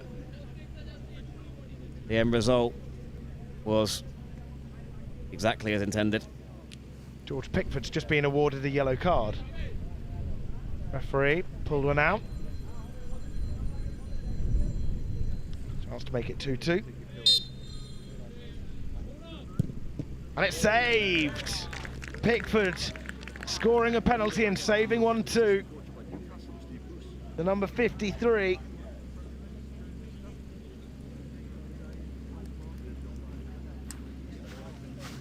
Sundaran. Denied by Pickford. Yeah, well, he tried to do the same as the first couple of penalties, but just didn't quite have the direction to get it right into that corner. And when you don't have that precision nor the power, because that was another side-footed effort, does give the goalkeeper a chance, and that just means they're right up against it now. Charlie Stewart. Kick taker for Everton, came on as a late substitute. Left-footed. Keeper goes the right way. But he managed to find the back of the net. I think the keeper dived just maybe a little late there. It'll be interesting to look at that back. Yeah, I mean, it looked like it was a good height for the goalkeeper. Wasn't struck with much power. Just stroked, not really into the corner. I think you're right. I think it went through the keeper's arms, maybe. He may have just dived a little too late. Seen it was going that way and chose to follow. Currently, we've got the other goalkeeper, the number 51. Full goalkeeper kit, Kasim. Gloves on and all. He may want to come on to replace Shaw. Well, I've never seen that before. Goalkeeper coming on mid-shootout. Seen it happen before. Perhaps Shaw feels injured. Maybe that's why he dived fairly awkwardly at that Stewart penalty. He's down on the floor. will now receive medical attention. So I'm unsure with the exact rules on this. Whenever an opposition, not the opposition, the substitute goalkeeper can come on.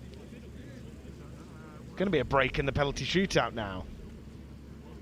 I think East Bengal just want to get out of here. The last thing they need is an injury. Keep this going. They look very dejected there on the halfway line. All smiles on the Everton bench though.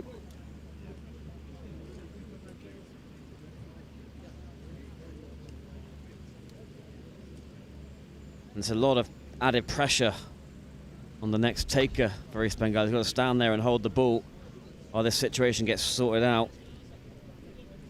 For Kamal Kasim. Come on for the next penalty that Everton take. In the meantime, it's the 78, Corey Manil, and it's saved, but has it gone in? This happened against for the Crystal Palace game earlier. George Pickford claiming it. That was a save, but earlier on, Crystal Palace against Mutut. Of course, Mutut struck it and the players into the bottom corner. Due to the way the frame of the goal is, the diagonal metal pole was hit by the ball, so theoretically it did go past the line, but because it came straight back out, it looked like the goalkeeper had saved it from our view and most people's views. So when the penalty shootout ended, it seemed like it was a draw, but in fact, it wasn't a missed penalty. Mutut in fact scored and won 5-4, which is of course the crucial reason as to why Crystal Palace may not be on level points with Everton after this shootout. After this penalty even. It's Adamide Akakariki who scored the first goal of the 6 to give Everton all the points, and he does. 6-0 to Everton and 4-1 on penalties. What a game that was. What a second half that was for Everton. Surreal second half. Completely different to what we saw in the 25 minutes prior. And I think that sort of bled into the penalty shootout. You saw a lot of nerves, a lot of disgruntlement among the East Bengal players who were probably fed up of their afternoon by that point. And I think the linesman got that one spot on with the slightly contentious one there. Looked like it did just rattle off the bar down onto the post. So Everton fully deserved winners of both the game and the shootout. And that leaves them top, and all came from set pieces.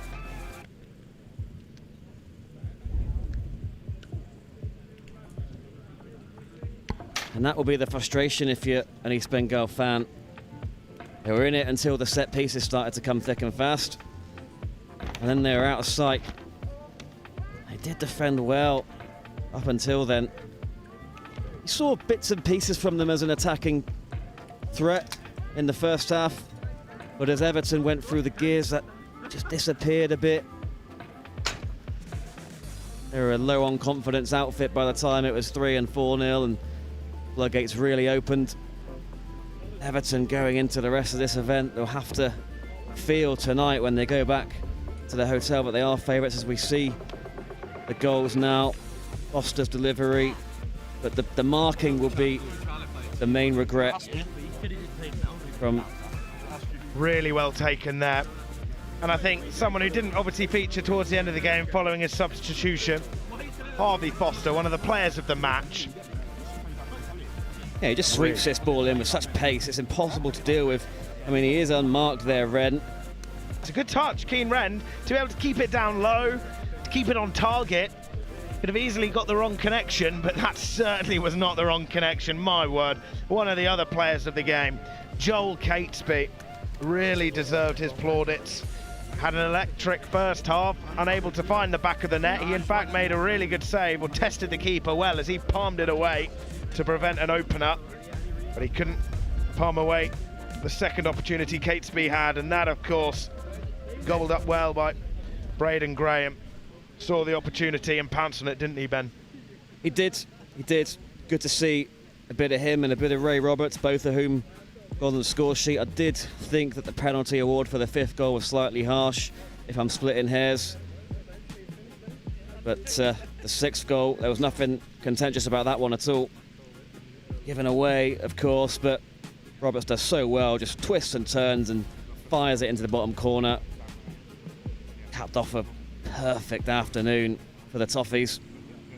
Well, we are now with our presenter, Grant Ibokwe, and he's with the first goal scorer and the penalty shootout winner, Akakriki. All right, it's Grant Ibokwe, and we're pitch side at the Premier League Next Gen Cup 2024. I'm with Demi. 6-0 victory for Everton. How are you feeling? I think we went out there and showed our worth. I think the boys were brilliant and did what job well. You started off relatively slow. You still got the 1-0 victory yesterday, but to come out 6-0, how does it feel to kind of show everyone what Everton's capable of in this tournament? I think we came out today wanting to prove a point, and that's exactly what we did. Amazing. You got on the goal scoring sheet today. How did it feel to get that goal? To score the first goal, I think that was the only problem we had in the first half, and then to go and score, it just set the tone for everyone else, and then we did our job. Yeah, you literally scored straight out of half time. You couldn't have asked for a better start to the second half. What did your manager say just to get you lot ready and pumped, just to know that we need to get this goal in the second half? I think he just asked for more runs in behind, and that's exactly what we did, and we scored from 3 set pieces, so yeah. I was watching your performance and it just seemed like you love taking on players and love driving at players. Where did you develop that side of your game? Why is that such a big part of your game? I think it's just one of my qualities, and obviously I've worked on it a lot, and I just want to keep doing it. Now, I need your help. From your Everton team, I need you to help me pick out one player of the match, somebody that really shone for you, somebody that needs some flowers at the end of this game. Probably going to say Harvey. Got 3 assists, so not much more. Can't say much more than 3 assists. Just big up Harvey. Harvey's people watching, big up Harvey. Bro, very well done. 6-0 victory. Good luck on your game tomorrow, man. Back to Ollie in the gantry. Nearly forgot. Brilliant. Thank you very much, Grant, and thank you, everyone. What a game we had here. Of course, commiserations to East Bengal. They put up a good fight in the first half, but they were formidable. They were formidable in that second half, weren't they, Ben? Really putting a statement out there to the rest of the opposition in the Premier League Next Generation Cup. You'd really think that they are the favourites there to be in the final, wouldn't you? You would. I mean, you don't want to get carried away based off what you've seen from one game, especially after what we've seen personally from Palace and what the other pitchers witnessed with Stellenbosch as well, looking strong with several things to be positive about, a couple of victories under their belt. So tomorrow's going to be fascinating. Tomorrow's when it all gets sorted out. Looking forward to seeing Palace against Stellenbosch, a crucial game to decide who does reach the final, and Everton have just got to get their job done, and if they play like they did today, that shouldn't be an issue. Of course, and it's a big game for Spurs as well. They got their first win. They've kicked off their Next Generation Cup campaign, albeit a slow start after yesterday's 1-0 defeat to Stellenbosch, but they did win the penalty shootout. So all in all, an interesting day. The second day, Crystal Palace 3-0 against Muthoot. Everton 6-0 against East Bengal. Tottenham 3-0 against Stellenbosch. And I believe we are now back with Grant and the manager, or the head coach, sorry, Leighton Baines. All right, guys, I'm back pitch side with the Everton coach, Leighton Baines, Premier League legend as well. 6-0 victory for Everton. How did it feel to ramp it up after yesterday's performance? Yeah, it's nice. It's a nice feeling for the lads to get some goals. I think we created sort of goal-scoring opportunities in the first half and couldn't score them, so that was our challenge for the second half, to be a bit more ruthless and clinical around the box, and obviously we were able to go out in the second half and do that, but I think our lads will know as well there's still room for improvement within it all. Yeah, I spoke to Demi and he told me that at half time you asked the forwards for more forward runs, more attacking intent. How do you draw that into them to go and get the goal straight away after half time? How do you draw that into them? I think the players produce it, don't they? But sometimes you just need a bit of encouragement or a reminder. It's hot, conditions are difficult. Some of them are playing the second game in the second day, so you just have to find ways to prompt them and remind them, encourage them to keep being dynamic, keep threatening the back line, because again, we're playing against teams who are allowing us time on the football. So if time's going to be an advantage, you need to find ways to make the most of it. Now, as an Everton legend, I have to ask you, how does it feel to play such a big role in developing the next generation of potential future Everton stars? Like you're coaching them this year and you're helping them develop their mentalities and their skill set. How does it feel to know that you could be helping to develop possibly a future Everton star? I think it's a nice feeling. I think if you do feel that way, or you sometimes get some nice feedback from the lads. And again, it's finding a balance when to stay out of the way as well. And they're all on their own journeys. They all need different things. Some need more than others. So it's getting to know them as people as well as professionals and understanding what they need from you as a coach. And like I say, some need more than others. But I'm learning as well. I'm learning every day myself along with these lads. Now, after a 6-0 win, it may be hard to look for some constructive criticism, but is there anything that you'd want to fix up for tomorrow's fixtures, you want them to improve upon for tomorrow's fixtures? Yeah, they're going to get some, because that's what we're here for. We're developing and we're always trying to be better. And we've got to come here with the right mentality and understand that that's kind of what we're supposed to do in the second half. But it can't take us till the second half to get to that space. So they've got to learn to obviously play with enough freedom to be able to go and express themselves, but not to take sort of liberties, if you like. And like I say, understanding that the game of football isn't just going to hand something over to you. You've got to earn it and you've got to work for it. And in moments when you become passive, things aren't just going to fall at your feet. So there'll be some good feedback. We'll obviously got some time in the hotel so we can look at some video clips and see where we can do better. Now, final question. I know as the coach you might not want to do this, but I need you to help me pick out a player of the match from your 6-0 victory. Is there anyone that stood out for you that you really want to big up and say, you know what, this performance stood out for me? No, no, I don't actually. I didn't think you'd want to. Yeah, no, not at the moment, no, but I'm sure one or two of them will volunteer themselves for it if you ask them. They've given some feedback on yeah. player of the matches. Yeah. But I knew the coach, I didn't think the coach would want to. But Leighton, thank you very much for the interview. I'm going to send it back to Ollie in the gantry. Cheers, man. Thank you, man. Great interview. Thank you, Grant. There's Leighton Baines, a pure tactician. Really interesting when you saw him at half-time. Someone really that has a high ceiling in the managerial part of football. Well, thank you everyone for joining us. As mentioned, East Bengal just lost out to Everton 6-0. Aston Villa, of course, lost to Stellenbosch 1-0 today. Crystal Palace won 3-0 in their game against Muthoot, and Tottenham Hotspur just beat Punjab 3-0 in the pitch behind us. We'll be back here tomorrow. Later kick-off time, British summertime, 3 p.m. and 6 p.m. are the kick-off times. Have a lovely Friday evening and take care. Thank you very much.